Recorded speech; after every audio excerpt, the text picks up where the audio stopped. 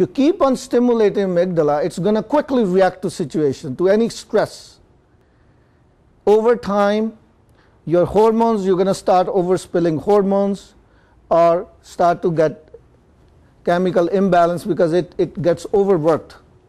But what was happening as cortex was developing, some of these messages now, instead of hypothalamus sending to the emotional brain, started to send it to the cortex first, the prefrontal cortex, and then that cortex decides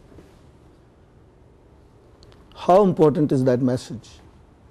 How important is that message coming to the brain?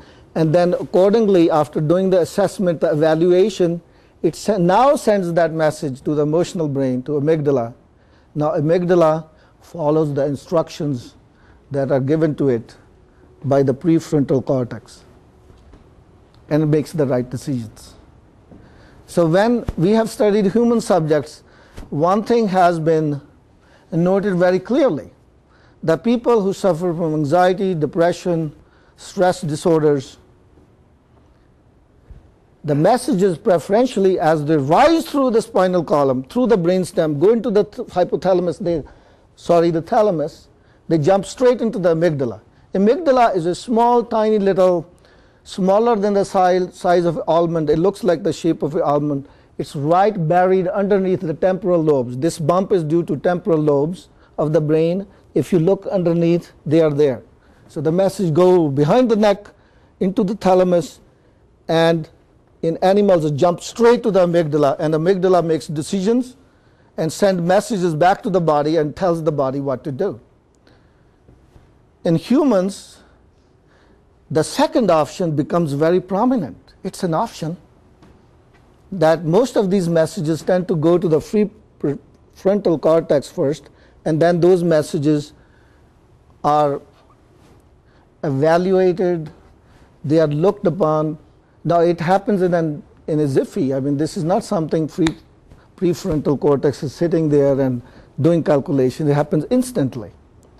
But that's what the cortex does, is thinking part of the brain that does judgment, decision making, planning, calculations, using imagination, dealing with ideas.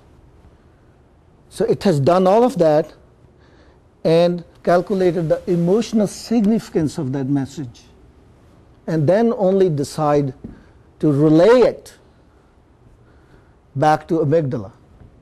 And then amygdala has no choice but to deal with that stressor appropriately. If the message does not go through the cortex and jump straight into the amygdala, it reacts to every situation. And as you will see as the story unfolds in seminars upcoming, one of the core points that I'm going to make in these seminars is that the science in the last 15 to 20 years have shown that that is something we can train ourselves, how messages are dealt with that come through into the brain. Where do they go first? The brain is plastic. I'm not talking about Tupperware. Brain is not Tupperware. By plastic, it means it's elastic, it's malleable, it's flexible, you can mold it.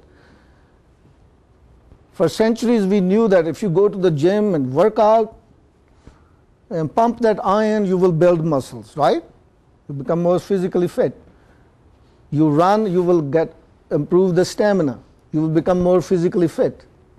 But about brain we thought, too bad, too sad. Once it's wired, when you're growing up, there is a tipping point where it is already wired, it's not going to change now. That's why a lot of people have the conception that I was born that way. Depression runs in my family.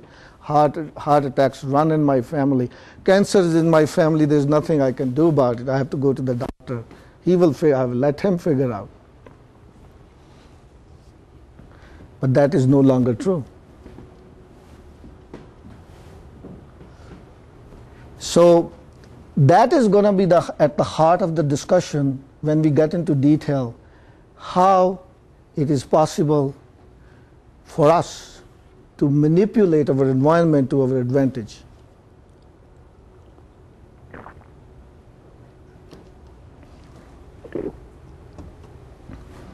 This is only about 15 years old science.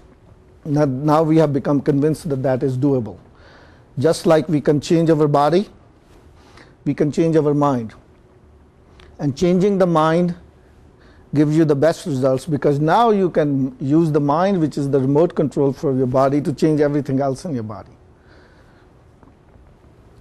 If you were to think of one thing which is most powerful tool that you have as an individual, it is not your diet, it's not the other things, it's not the exercise, it's what goes on here, because it should be obvious to you, to anyone who have grown up thinking about it, that if you can change your mind, if you can change the way you process your thoughts, it's going to then make all the difference. In other words, everything else becomes a second nature. Everything else becomes easy, because now you don't have to make an effort. It just comes to you, it just happens. Your behavior spontaneously changes.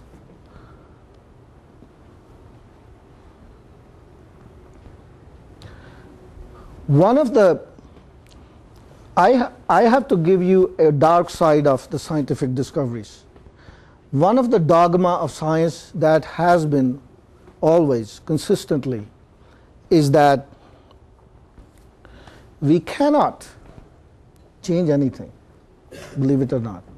Now it seems like I'm contradicting myself. I just told you that science shows, experiments show that we can change our brain, we can change our behavior, we can change our body. We have that freedom of will. But the same science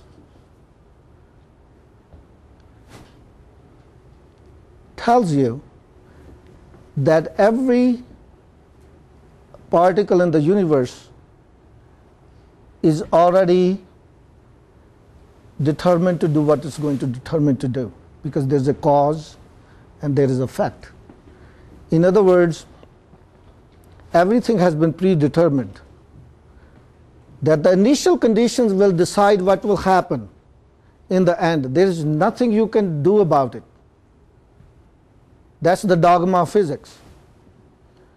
And everybody is on that bandwagon, believe it or not. You will say, how about psychology, how about neuroscience, how about other disciplines, how about medicine? What is their views on this? We will talk about what these other disciplines have to say about this, and I can tell you they all agree.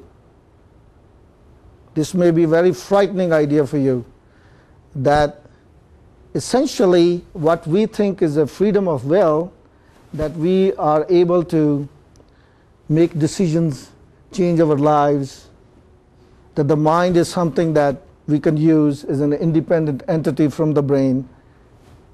Science doesn't believe that. That's very frightening, because science is essentially saying that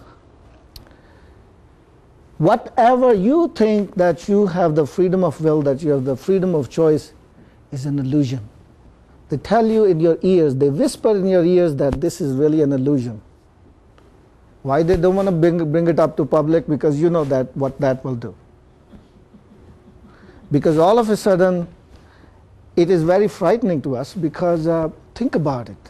Then what is the meaning of life? Is there any purpose? If we are robots, if everything we do, that we have this idea that whatever we do, we are free to do.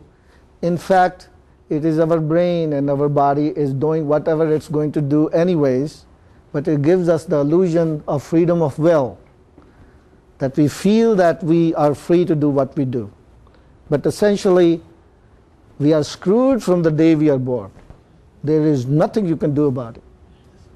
That is the dogmatic view of science. But the same science, especially in biological sciences, when you do experiments, you find out that that may not be true. Actually, we can change things.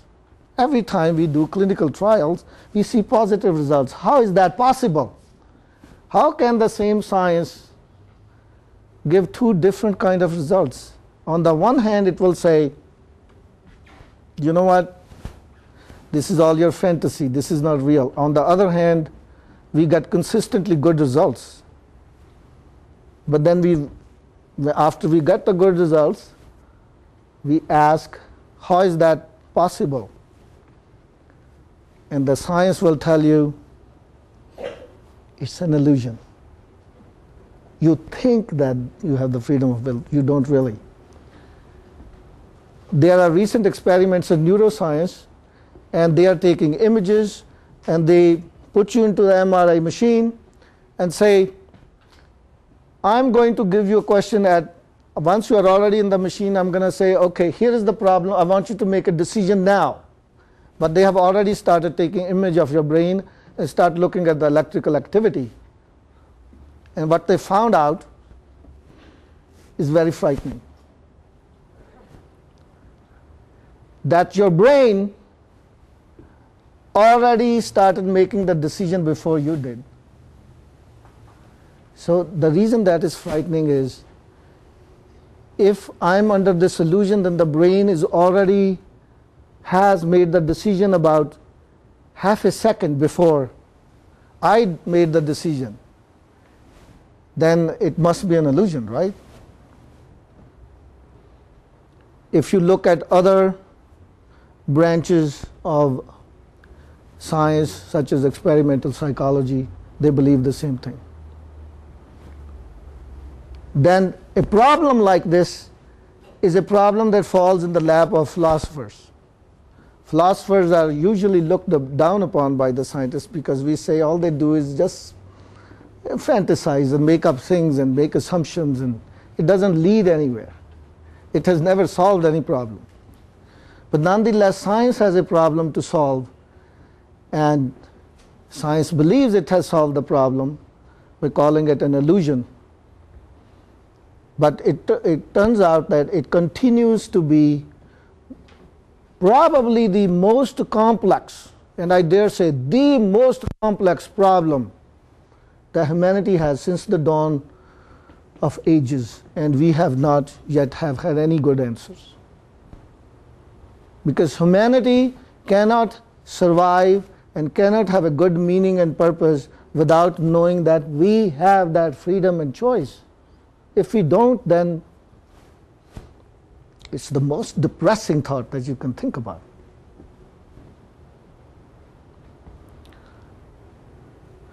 So that's all I want to say about the brain. The only thing for you to remember is, and we will get into more detail explaining what are our conclusions, if there are any conclusions at all. Maybe there are no conclusions, but we will get more into this. But the only thing for now I want you to remember is that as messages from your environment come into the brain,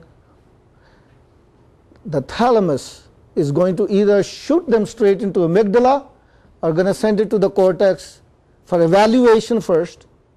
And those human beings where there's a preferentially messages go to the cortex first tend to be happier, tend to have less medical illnesses,